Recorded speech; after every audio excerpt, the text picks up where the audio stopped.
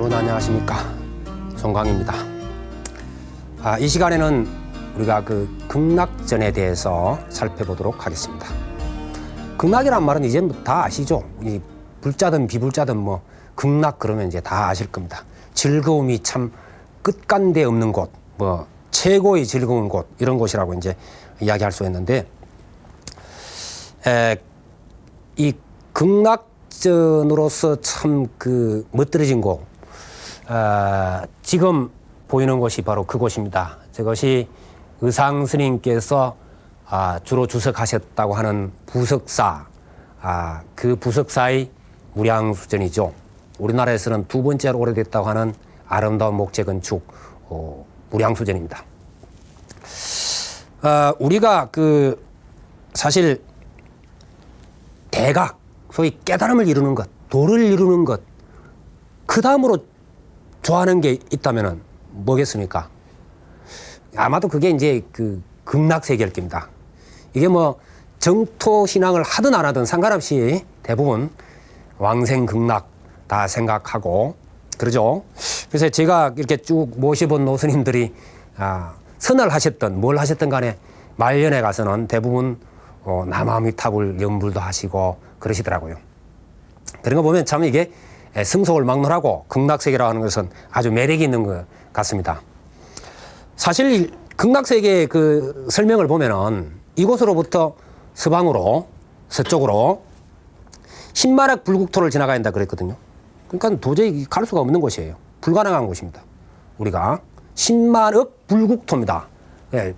그러니 이게 뭐 가히 참 상상을 불하는 곳인데, 그곳에 있다고 하는 이 아미타 부처님의 극락세계, 바로 그 극락세계가 우리 곁에 있다면 얼마나 좋겠습니까? 바로 그 극락세계를 이 지상에 옮겨놓은 곳, 그것이 바로 극락전 혹은 극락보전 혹은 무량수전, 미타전, 이렇게 되어 있는 곳이다. 이렇게 이제 말씀을 드릴 수가 있겠습니다.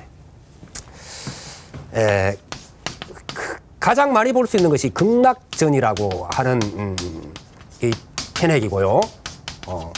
여기서 조금 더 올린다고 했을 때 극락보전, 대웅전도 역시 마찬가지고 다 이 보자를 열 때는 그런 경우죠. 보전. 그 다음에 아까 부석사 무량수전을 보셨죠? 무량수전, 이렇게 이제 되는 경우가 있고요. 무량, 한량 없는, 수라고 하는 것은 목숨이죠. 목숨 숫자, 무량수전.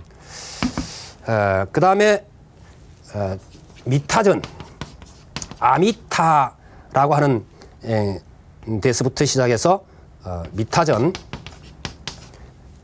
이렇게 이제 하는 경우가 있습니다. 사실 우리는 줄여서 미타전 이름이다마는, 미타전 그러면 아미타하고 정반대의 뜻이 됩니다. 원래 원어로 하면은. 그러나 우리가 관행상 아미타나 미타나 같이 보죠. 그래서 아미타 3존, 미타 3존, 또 아미타 정토, 미타 정토, 이렇게 씁니다. 왜 그러냐면은 인도말에서는요, 이 아자라고 하는 것은 부정이 됩니다. 그래서 앞에 아자가 있으면 뒤에 나오는 말과 반대가 돼버려요. 그래서 없을 무자로 보통 이 아자가 번역이 되는데, 역시 아미타도 역시 마찬가지입니다. 미타라고 하는 것은 한정이 되어 있는 것을 말하는데, 아미타라 그러면은 한정이 없는 것을 이야기합니다. 아미타. 그래서 우리가 아미타불 할 때는 바로 이 아미타와 두 가지로 여기에서 연결돼서 불려지는데, 아미타 아부아하고 아미타 아유스가 있습니다. 이 인도말에서는 이 모음이, 같은 모음이 두 개 있을 때는 그것을 장모음으로 처리해 버립니다. 그래서 아미타 장모음이 되죠. 부하 혹은 유스라고 하는 이 말이 됩니다. 아미타 부하 이렇게 했을 경우에는 이것은 아부아가 이게 광명입니다. 아유스는 목숨 이런 뜻이 되고 세월 뭐, 그래서 무량광, 한량 없는 광명 혹은 한량 없는 목숨, 그래서 무량광불, 무량수불 이렇게 됩니다. 이 아미타 부처님은 사실 법장이라고 하는 그러한 한 스님의 원력에 의해서 이루어진 것입니다. 아주 먼 오랜 급 전에 소위 법장비구라고 하는 한 스님이 계셨어요. 이 법장 스님은 48가지의 큰 원을 세우고 바로 그 원력을 성취하기 위해서 수없는 세월 동안 무진수행을 합니다.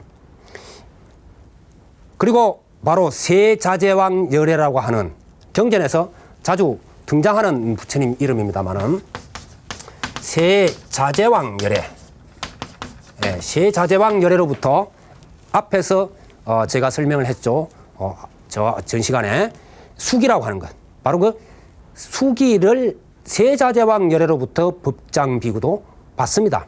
그래서 나중에 그 원력을 성취하고 성불을 했을 때 이름이 그 존호가 세자재왕 열애로부터 수기받은 그대로 아미타불, 그리고 그 세계가 역시 이것도 이미 예언되어 있는 것이죠. 극락세계, 서방극락세계, 이렇게 이제 되어집니다. 원만 보신 노사나불, 우리가 보통 그 보신을 노사나불을 많이 치는데 이 아미타불도 노사나불이다 하는 것을 전 시간에 이야기했을 겁니다. 그런데 타수용신이다. 뒤에 나오는 약사열애 같은 경우도 바로 여기에 해당됩니다. 타수용신에 해당됩니다. 자수용신 같은 경우는 남을 제도하지 않죠. 자기가 그 법락을 즐기는, 법률을 즐기는 그런 행상이 됩니다. 그래서 노사나불 같은 경우는 물론 노사나불이 화엄경에서 설법하는 것이 나옵니다만은 따지고 보면은 우리가 노사나불은 거의 법문을 안 하신다, 자수용신이다, 이렇게 이제 보는 것이 옳을 것이다, 이런 이야기입니다. 이 아미타 부처님은 그렇게 48대를 세운 것 가운데 당신의 명호를 일심으로 부른 사람은 전부 다 극락세계로 갈 수 있는 그러한 그 원력을 가지고 성불하셨기 때문에 우리가 누구라도 바로 이 나무아미타불을 염하고 일심으로 칭명, 그 존호를 외쳐 부르면은 전부 다 극락세계에 왕생을 할 수 있다, 이런 겁니다. 거기에는 무슨 자경이나 이런 게 없습니다. 오로지 일심으로 한 이에게는 문호가 개방되어 있는, 누구라도 갈 수 있는 그런 곳입니다. 조금 우리가 좀 그 쉽게 이야기하자면 우리가 요즘 뭐 복지원이라든지 뭐 이런 거 많이 하잖아요. 그죠? 그러면 세계 최초로 가장 훌륭한 소위 복지국가를 건설해 놓은 것이 아미타 부처님의 극락세계다, 이렇게 볼 수 있습니다. 이 지상에 복지원이나 혹은 그 복지라고 하는 것은 한계가 있지만 아미타 부처님은 이 복지야말로 무한하고 한계를 넘어서 버린 그러한 복지다. 물론 우리 이제 불교가 어떤 복지를 이야기할 때는 그 아미타불이나 이런 분들의 어떤 사상에 입각해서 하는 것이 좋지 않을까. 그건 뭐 제 나름대로의 생각입니다만은, 하여튼 뭐 이 우주에서는 더 이상 가는 그러한 복지국가가 없을 것이다, 이런 겁니다. 이 아미타불을 그 양옆에서 협시하는, 모시는 분은 대표적으로 관세음보살과 대세지보살이 있고요. 혹은 관세음보살과 지장보살이 있습니다.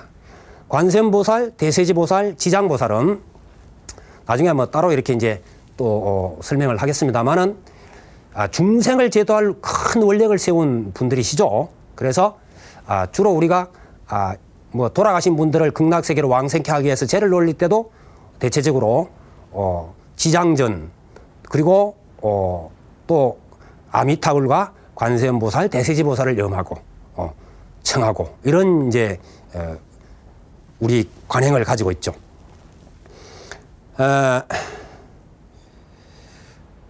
이 이제 사실 극락전 혹은 극락보전 내 부처님들도 뭐 단독으로 혹은 삼존이 모셔져 있는 경우가 있습니다만은 지금 보이는 모습은 신흥사, 설악산 신흥사의 이 미타 삼존입니다. 그래서 아미타 부처님과 관세음보살, 대세지보살 이렇게 보면은 좋겠습니다. 그리고 이제 그 월정사 같은 경우에 무량수전이 있는데, 월정사 무량수전 같은 경우는 아미타 부처님과 관세음보살, 그 다음에 대세지보살이 아니고 지장보살, 이제 이러한 형태를 갖추고 있고요. 이제 부석사 같은 경우에 무량수전 안에는 아미타열의 한 분만 이렇게 모셔져 있습니다. 봉안되어 있습니다. 뭐 이런 아미타불 한 분만 모셔져 있는 곳들은 꽤 있습니다. 백양사 같은 경우도 아미타불만 이렇게 모시지 있는 것을 우리가 볼 수 있습니다.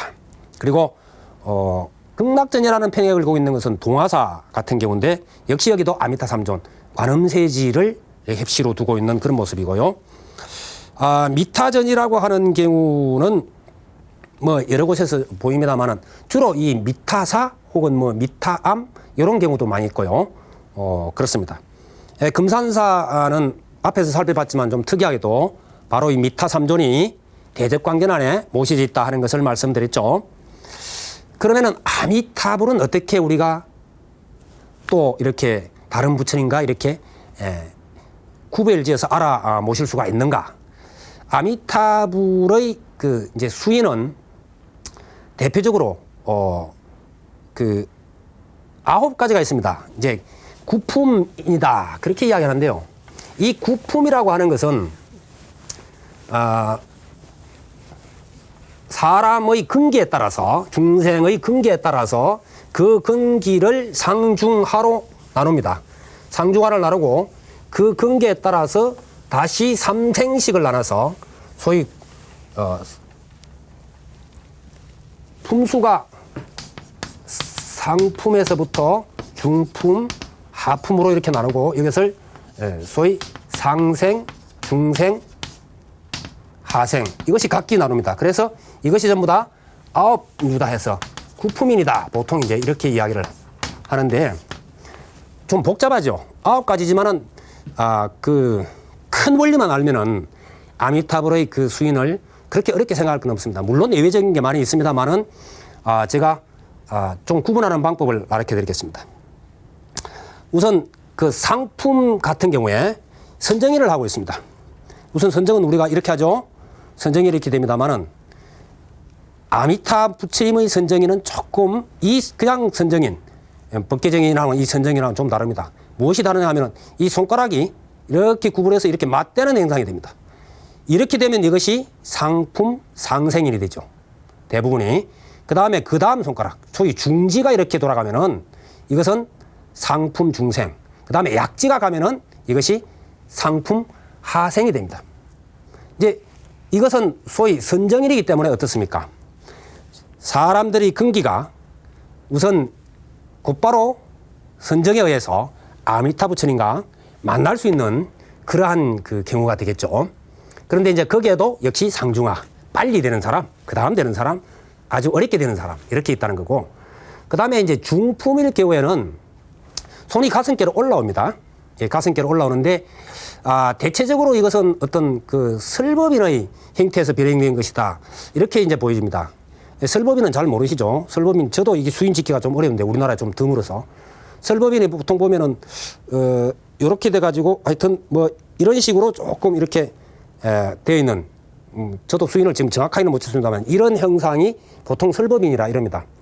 이 모양하고 좀 비슷하게 되어 있을 겁니다. 두 손이 약간 손가락이 맞대 있는 듯 마는 듯 하면서 이렇게 되어 있는데, 이때도 역시 마찬가지로 이 상중하 세 가지의 손, 소위 이렇게 잡는 것, 요렇게 잡는 것, 요렇게 잡는 것에 따라서 상생, 중생, 하생으로 됩니다. 그래서 뭐 설법인 했건 두 손을 이렇게 들었건 그것은 소위 중품에 해당된다. 이것은 설법인이다 하는 데서 제가 변형이다 이야기했듯이 그 다음 그 근기가 좀 떨어지는 사람, 이 사람들에게는 뭡니까? 부처님께서 열심히 소위 법문을 해 주셔가지고 그 법문을 듣고 깨닫는 그러한 중생류가 되겠습니다. 그 다음에 하품, 아래 좀 많이 떨어지는 사람들, 이 사람들은 어떻게 해야 되느냐? 이건 좀 원을 들어줘야 돼요. 뭐 바라는 걸 들어줘야 되고, 그 다음에 또 뭡니까? 두려움을 많이 가지고 있죠. 공포. 이 두려운 마음, 공포심을 전부 다 없애줘야 됩니다. 그래서 요렇게 하면은 손을 내려면은 이게 원을 들어주는 여원이 되고, 요렇게 들면은 위로 해가지고 보여주면 이게 두려움을 없애주는 일이 됩니다. 그래서 여원, 시무예인 이런 식으로 합니다. 여 혹은 시자를 씁니다. 여원, 원을 들어준다. 그 다음에 시, 무예인. 무예라고 하는 것은 두려움이 없다는 거죠. 그래서 일체 중생의 두려움의 이 마음을 다 없애준다. 시무예인.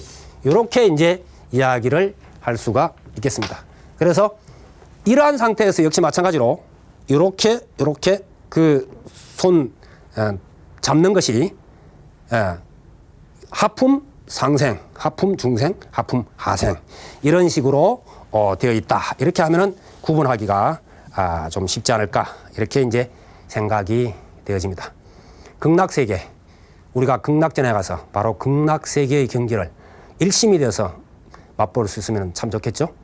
다음 시간에 다시 뵙겠습니다. 성불하십시오.